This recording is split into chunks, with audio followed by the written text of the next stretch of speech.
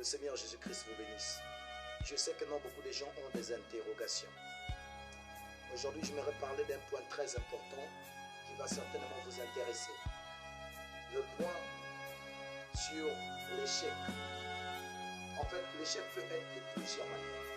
Il y a des gens qui rencontrent l'échec par rapport au travail. C'est-à-dire, ils ont essayé de chercher un emploi quelque part, ça n'a pas marché. Il y a des gens qui rencontrent l'échec par rapport à un problème de santé. Il y a des gens qui rencontrent l'échec par rapport au péché dans leur vie. Et quand vous êtes dans l'échec, quand vous êtes dans les échecs, les gens sont tristes, sont dans une situation difficile. Les gens parfois ne savent plus quoi faire. Nombreux, parfois ont pensé abandonner. Il y a certains qui veulent même abandonner, arrêter tout. Vous savez comment dans la vie, en fait, la victoire, vous aurez des amis. Quand vous avez la victoire, vous aurez des amis autour de vous. Mais l'échec, vous aurez des ennemis. Parce qu'il n'y aura pas des gens, quand il y a la célébration de la victoire, il y aura des gens qui seront avec vous. Mais vous ne trouverez pas les gens qui seront prêts d'être avec vous quand il s'agit de célébrer l'échec. De toute façon, les gens ne célèbrent pas l'échec. Ça, c'est un problème à comprendre. Dans la victoire, les gens vont vous envier. C'est-à-dire chaque personne souhaiterait être comme vous. Mais dans l'échec, les gens vont vous dédaigner. Ils ne vont pas souhaiter être comme vous. Ils vont vous regarder avec une œillade exorbitante, parfois même vous toiser à chaque instant. Combien de gens sont dans l'échec dans leur vie? Il y a beaucoup de gens qui ont eu l'échec dans le mariage. Il y a des gens qui ont eu l'échec dans l'avancement de la marche chrétienne. Donc beaucoup de choses ont eu l'échec. Parfois quand on est dans l'échec, la première idée qui arrive, c'est d'abandonner. C'est de laisser tomber. C'est la tristesse. C'est abandonner totalement, je reste sur place, je ne regarde plus tout cela. Il y a souvent des options qui arrivent, beaucoup d'options qui arrivent dans la tête d'une personne quand il passe par l'échec. Mais le problème, c'est que quand vous êtes dans l'échec, il y aura beaucoup de gens qui vont vous regarder d'une très mauvaise manière. Et je vais vous dire quelque chose aujourd'hui. J'ai une bonne nouvelle à vous annoncer aujourd'hui concernant l'échec. Quoi? Vous pouvez transformer l'échec en victoire. Vous pouvez transformer votre échec en atout. L'échec peut être un moyen pour vous pour atteindre l'apogée dans tout ce que vous êtes en train de faire. L'échec peut être transformé en une arme. L'échec peut être transformé en plusieurs choses. Vous savez, dans la Bible, on parle dans le livre de Luc, je crois Luc 18, verset 10, on nous parle d'un pharisien. La Bible dit 2 hommes montèrent au temple pour prier. L'un était pharisien et l'autre publicain. Le pharisien priait ainsi en lui-même. Oh Dieu, je rends grâce de ce que je ne suis pas comme le reste des hommes qui sont ravisseurs, injustes, adultères ou même ceux publics.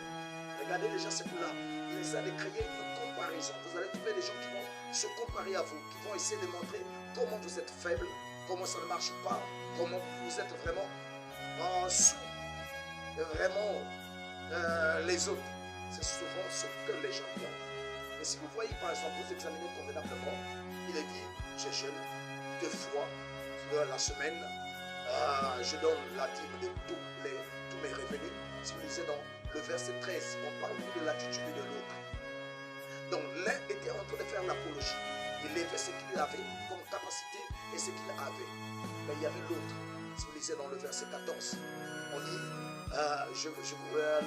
dans le verset 13, on nous parle du publicain. La Bible dit, le publicain s'était en distance, n'osait même pas lever les yeux au ciel, mais il se frappait la poitrine en disant, oh Dieu, sois apaisé envers moi qui suis un pécheur. Vous voyez, c'est à tous, c'est ça le problème, le moyen de l'humilité. Si vous lisez plus tard, la Bible dit que non, Dieu avait béni, l'autre est reparti à la maison avec une bénédiction. Par contre, l'autre, il n'y avait rien de spécial. Parce que quoi? La Bible dit que Dieu résiste aux orgueilleux, il fait miséricorde aux âmes. Mais je vous assure, frères et sœurs, vos échecs peuvent être transformés en une arme. Parce que vous allez remarquer dans la vie, la plupart des gens qui ont eu des victoires, ils n'ont pas eu de leçons. Mais les gens qui passent par les échecs ont souvent des leçons. Il y a une personne qui a eu déjà la victoire, ça a marché. Vous allez trouver que non, souvent, ils ne prennent plus le temps de réfléchir comment j'ai fait pour ceci, cela. C'est vrai, il peut arriver que certaines personnes puissent le faire, mais très rarement que les gens qui font et qui ont des échecs dans leur vie et ou des victoires dans leur vie puissent prendre des leçons. Mais par contre, une personne qui passe par les échecs, C'est une personne qui réfléchit. C'est une personne qui peut regarder comment j'ai fait pour passer par l'échec. Comment j'ai fait pour faillir comment je suis arrivé jusqu'à la faillite. Il va réfléchir, qu'est-ce qui m'a mené jusqu'à ce niveau-là. Voilà, c'est très important. Cela, on dit que non, une personne qui passe par l'échec, il peut transformer cet échec en une arme redoutable. C'est-à-dire la détermination, l'engagement, l'examination des choses. Il va faire vraiment un examen de tout ce qu'il a rencontré dans leur vie, dans sa vie. Et une personne qui est passée par les échecs, la douleur reste dans ton cœur. Cette douleur peut être comme une arme pour dire que non, je ne veux plus retourner par la même voie. Cette douleur-là peut être un engagement. Même la manière de prier change. Vous voyez que non, l'autre pouvait prier d'une certaine manière, avec beaucoup d'orgueil, mais vous voyez que non, le public n'arrivait même pas à lever la tête, mais il frappait que la poitrine. C'était un signe de soumission, un signe de faiblesse, un signe de montrer que non, je ne vaux rien du tout. Un signe pour montrer que non, j'ai beaucoup de situations, je n'arrive plus. C'était un signe. C'est ce qui devait être pour toi. Peut-être frère, soeur, il y a quelqu'un qui est dans cette situation. Les gens peut-être dans l'église qui ne veulent plus vous voir. Vous êtes en train de regarder, il y a certaines personnes qui ont des problèmes que vous ne savez pas. Et vous êtes en train de vous regarder vous-même comme si vous ne pouvez rien faire de bon. Laissez-moi vous dire que non, vous pouvez transformer votre échec en une arme. Les gens ne remarquent pas ce qui est en train de se passer, mais dans le silence, il y a quelque chose qui est en train de travailler dans votre vie. Même votre rythme de prière change. Votre fréquence de prière change. Votre attitude dans la prière change. Et les gens ne savent pas cela, mais Dieu sait. Il connaît ce qui se passe vers toi. Les gens ne sauront pas comment tu es en train de t'humilier devant la parole de Dieu.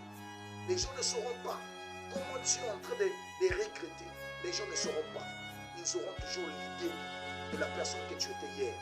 Laissez-moi vous dire que non, souvent dans l'échec, n'utilisez pas la victimisation dans les échecs.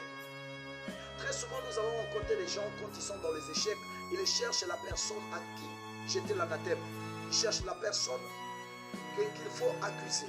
Oh non, si je suis arrivé ici, je suis victime parce que on m'a fait ceci, parce qu'on m'avait déçu, parce qu'on m'avait abandonné, parce que c'est un tel, tout cela. Vous voyez que non, c'est cette attitude que Adam avait dit.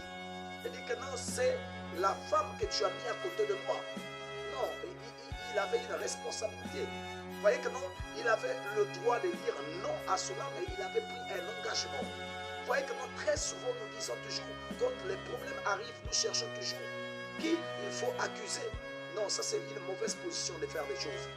Ne passez pas par la victimisation, non. Chaque personne qui passe par les échecs, tu dois reconnaître que non, c'est moi-même qui suis tombé dans le piège du diable. C'est moi-même qui étais négligent. C'est moi-même qui étais faible. C'est moi-même qui étais ceci, cela.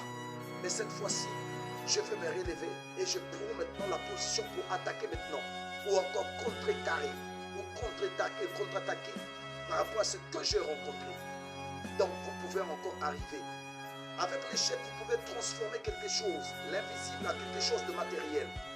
Vous pouvez commencer à vous exercer. Vous savez, quand une personne s'exerce, la Bible dit que non, l'exercice sportif est utile à peu de choses, mais l'exercice spirituel est utile à beaucoup de choses.